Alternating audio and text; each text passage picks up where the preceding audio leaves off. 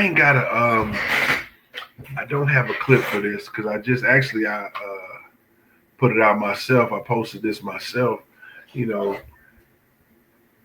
talking about A Ball MJG, and that spurred a whole nother conversation. But just talking about they second and third albums, you got the Outside Looking In versus On Top of the World. You know what I'm saying? And today I came to the realization that Outside Looking In is a better album.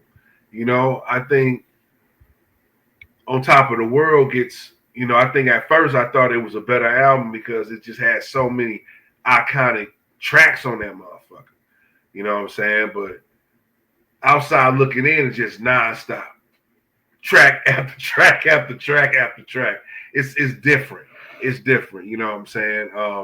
It's really no tracks I skip on that album. Now, on Top of the World, I do skip some tracks, but I don't know, man. Just me maturing, getting older, like, damn, yeah.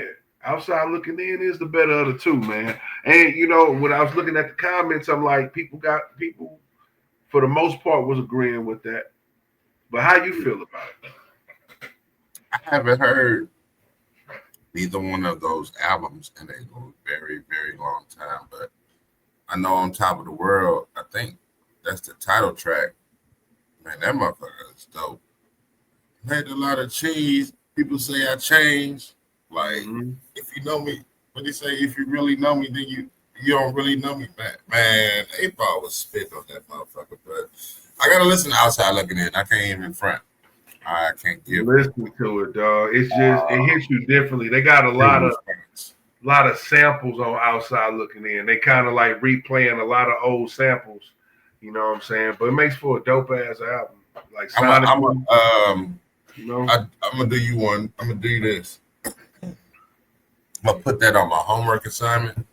Listen to both albums in their entirety, and then next episode, I can revisit that comment because I don't really have nothing to go on because I ain't really heard them in a while. But I just know there's a couple tracks on that On Top of the World that I was fucking with. I just can't remember Outside Looking In. Then that's the thing. A lot of people it gets kind of shuffled under all the other CDs, but of course it had the iconic Lay It Down, you know what I'm saying? So it got tracks people remember, but people just don't remember the whole body of work, man. Wasn't Pay Your Dues on there too?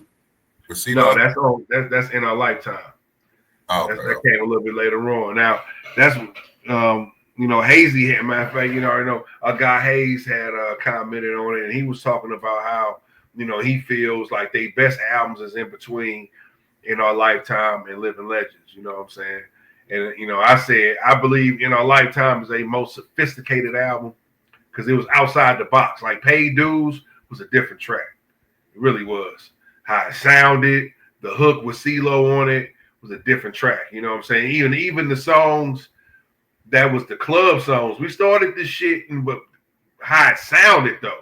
You know what I'm saying? The instruments they use on that motherfucker was different. You know what I'm saying? But Dope Flex on there too? Yeah, Dope Flex was on there. You know what I'm saying? A lot of dope songs on there. But I said Living Legend edges it out, man, because I just think Living Legend just had the production on there was just something about getting with Diddy at that time, getting with Bad Boy, letting his production crew, because most of those songs on Living Legend was already done. You know what I'm saying? I don't know if it was a leak or something like that, but we had them songs on the street for a little second. But then once they came out with theirs, polished up. You can tell tracks probably Stevie J was doing touch up on with guitar and all that shit. So it came out sounded 10 times better. You know what I'm saying? Shit, Living Legend to me probably one of ones with what's that song with Ludacris? Shot Off. Then you got the song Look at the Grills with T.I. Then you got the Forever with Lloyd. Then you got Don't Make Me Feel. Then you got the track with Bun B on there. The Streets. Bun B. Bun B's on that album. What was the other little single?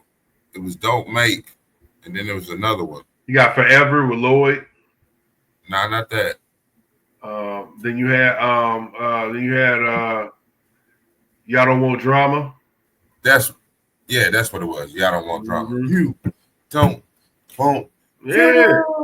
That album right that's what I there was is about because it probably was that and that don't make me cute. Man, them songs. Shout out to dang, you just brought up a memory, bro. I was 19. This nigga P was like, anybody want to go to Daytona? You know, I love clicking friends. There's a lot of us, so ain't nobody right. bite. So it was just ended up being me and P going down to Daytona. So fast forward, we're staying in Orlando, but we drive to Daytona for the people in the comments, they don't know nothing about that. That was the spring bling weekend and the whole MTV shit when it was down at the beach. That was that whole shit. So long story short, I just remember we going into a club one night.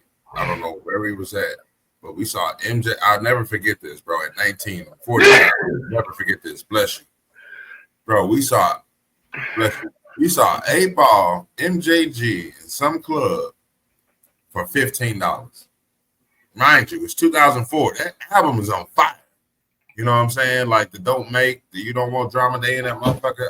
I just remember it was like at least a 3-tier club. I just remember being down at the bottom looking up.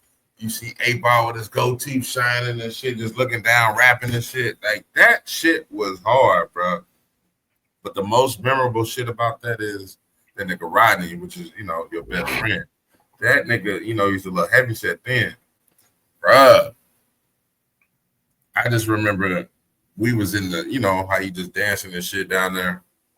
And I think that song was on.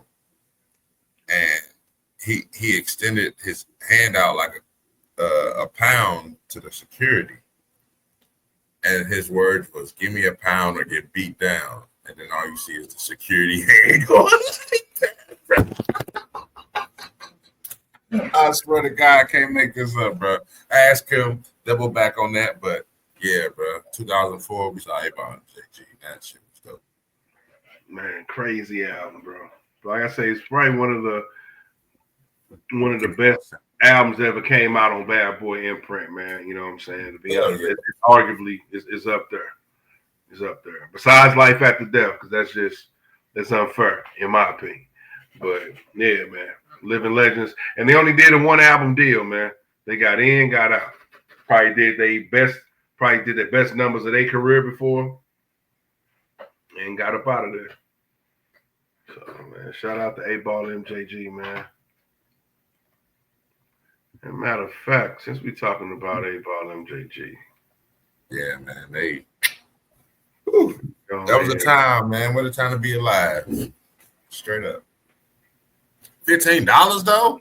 Like you can't beat that.